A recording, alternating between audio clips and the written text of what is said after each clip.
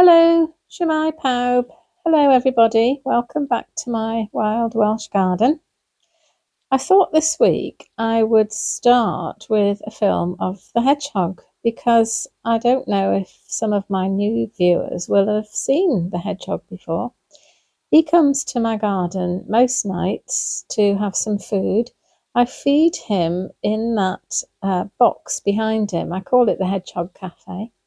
I feed him on dried cat food. He doesn't eat a lot, he just has a little nibble. He also feeds underneath the bird table because in the night a great army of slugs come out to feed on the few scraps that there are left. There's not much, to be honest. And he eats the slugs as well.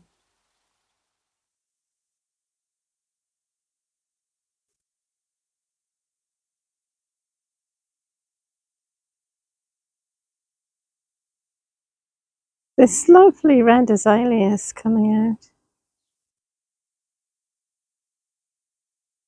Next to it is an azalea with a sort of peachy, salmony flower, and it comes out earlier. There's another little one next to it, actually. But I'm afraid the frost got the blossoms just as they were coming out at the beginning of the week. This red one's got lovely lichen growing on it too. And the thing about azaleas is that they look really lovely for a week or a fortnight at the beginning of the year, and then they just kind of sit there like little green blobs for the rest of the year. So I've planted a clematis, and it's a scrambling one, so it scrambles up through the azaleas, and you can see the growing point up there, and it looks really pretty later in the season.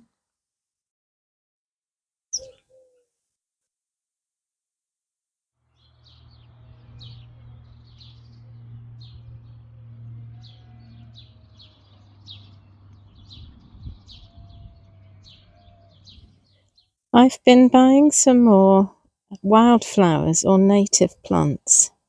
I bought 5 little plug plants of this, which is cuckoo flower or lady's smock. So what I've been doing is kind of looking around when I'm out and about to see what sort of plants are living in my area. And I have noticed at the moment that there are little patches of this lady's smock or cuckoo flower by the sides of the road. So I thought that they would like it here. They do, I think, like slightly sort of marshy ground or ground that gets intermittently wet and flooded. And so I've put them next to the bird bath because I always empty the bird bath onto the lawn there. And so it gets intermittently flooded all year round, really. And I've got these 3 larger plants of cow parsley, which is a short-lived perennial. It's an umbellifer, a bit like the wild carrot. That's the wild carrot there, which is recovering from the slug onslaught, I think. So I'm going to plant those out when they get a little bit bigger, and I'll be planting these out soon. I've got all these from the wildflower nursery down the road, so I'm really fortunate to have them there. They seem to be really good. But it was funny, she gave me these and she said that they'd had an infestation of little caterpillars, and she was sort of brushing them off as she was talking to me. I said, no, no, no, no, leave them, I'll have your caterpillars as well. So, yeah, she knew what I was talking about. You can see the damage that they've done there, but I actually don't think there are any left. I think she very successfully brushed them all off, but never mind.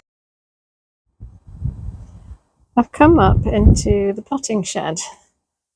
Not to do any potting at the mow. I was doing that yesterday, and I was rummaging around in the pot store, which is just out there, and this little bird flew out, and I thought, I think there might be a robin nesting in there.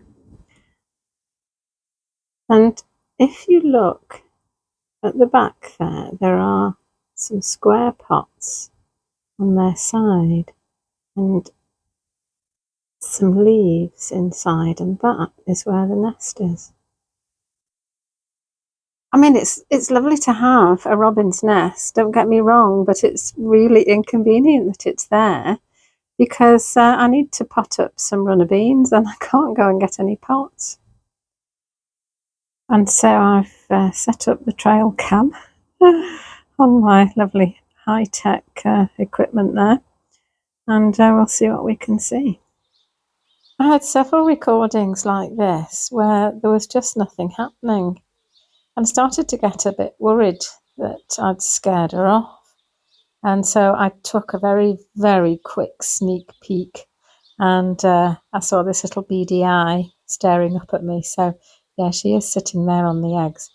So I think what's happened is that when she leaves the nest, and she's going to have to leave the nest to have something to eat occasionally, she shoots out so quickly that she sets the camera off. But by the time the camera started filming, she's well out of the picture.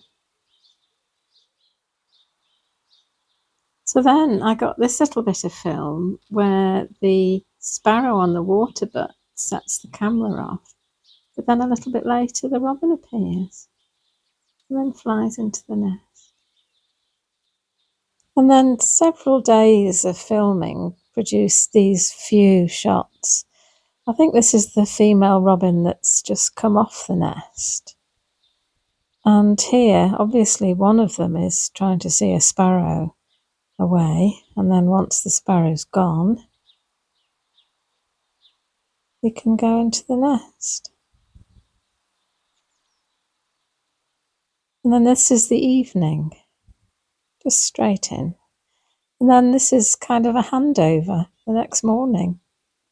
So one's gone, nope, one's gone out and one's gone in.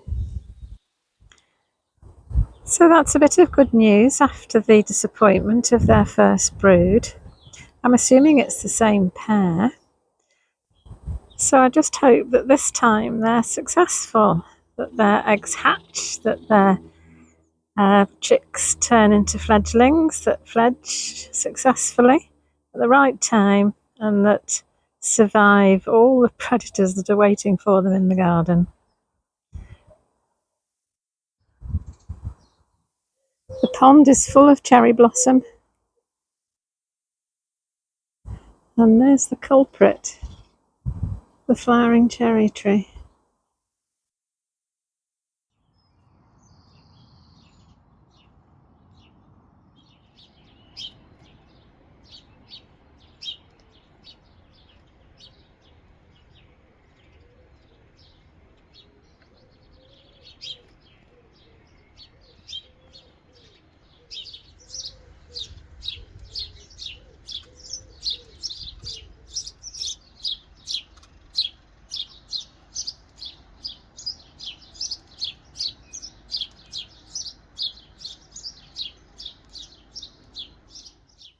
The bugle is flowering. Lovely, dark, bluey purple flowers. And it's growing with something called creeping jenny, which has yellow flowers later in the year. But at the moment it's just got this lovely new green spring growth, and I think it looks really good together. Good combination, as they say. I'll just show you what's happening on the veg front. We didn't go in the polytunnel last time, just because there's no time to see everything that's happening in the garden, really. It's just such a lot at this time of year. So we've got 2 rows of peas here. This is the early onward, which is okay, I think. And I've put some hazel twigs in to support them. And this is the sugar snap, which is 2 sowings, and it's still not very many. Yeah. Potatoes, they're all coming up. Strawberries, I don't hang these up anymore because I just haven't got the strength to lift them. And I've actually sown some more of the sugar snap in a gutter. I always used to do this years ago. I just become a bit lazy, and I thought I'd just sow them in the ground, and that obviously doesn't work. So we'll see if this makes any difference and I get a better germination. And then this is, what's this one? This is, oh, Little Marvel. Yeah, so that's a main crop pea. So we'll see how they do. And then the runner beans that I sowed, not runner beans, broad beans that I sowed a long time ago. They're actually flowering. And then I've got the chard from last year. Of course, when it starts growing, it really just wants to flower straight away. So they've all bolted, but you still get a lot of leaves off them. And then some salad here and some more broad beans that I sowed more recently. And outside the polytunnel, I've got this arch, which is made out of something that came out of a mine. It was given to me by my next door neighbour when I first arrived. It was straight and we bent it over. And growing up that side is a clematis. Some years it doesn't grow at all because the slugs just munch it right off at the base. But what I think I've got wise to that now. That takes me a while. And I don't cut it off quite so low down. So I cut it off about 2 feet from the ground and it grows away. And then on the other side, there's this lovely honeysuckle, which is growing up the arch and also along the shed. That's the plan anyway, that it will completely cover the shed. And I've just started to make a cane tunnel between these 2 beds, and I'm going to grow a mixture of sweet peas and climbing beans. I've just sown the climbing beans.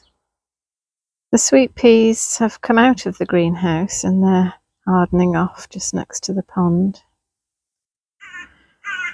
And then in the greenhouse I've got the salad which I'm cutting. And the strawberries over here under the bench. Actually beginning to form little strawberries. And then I've got purple sprouting broccoli seedlings, Brussels sprouts, tree cabbage, 9-star broccoli, perennial broccoli, and also some cosmos, just because I love them, and so do the insects. And then these are the climbing beans that I sowed yesterday. One lot called Isabel. I thought, well, I've just got to have those, haven't I? And then purple podded ones. And then these are the runner beans. Yes, I ran out of pots and I can't disturb the robins, so I had to put some into an old ice cream carton, but they're pretty robust runner beans. You can do an awful lot with them and they don't mind. And I have blossom on my little apple tree.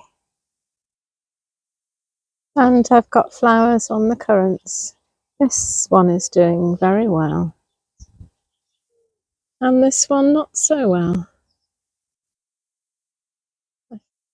And the gooseberries have flowered because I have a little gooseberry.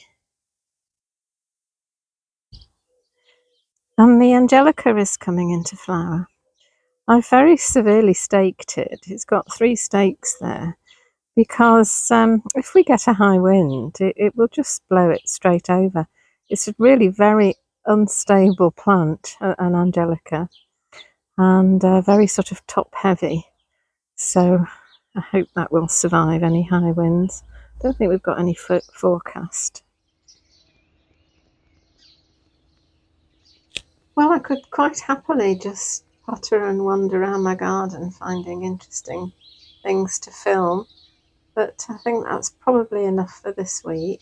So it just remains for me to wish you all well and happy gardening, and I'll see you in the next video. Bye. Wildflower.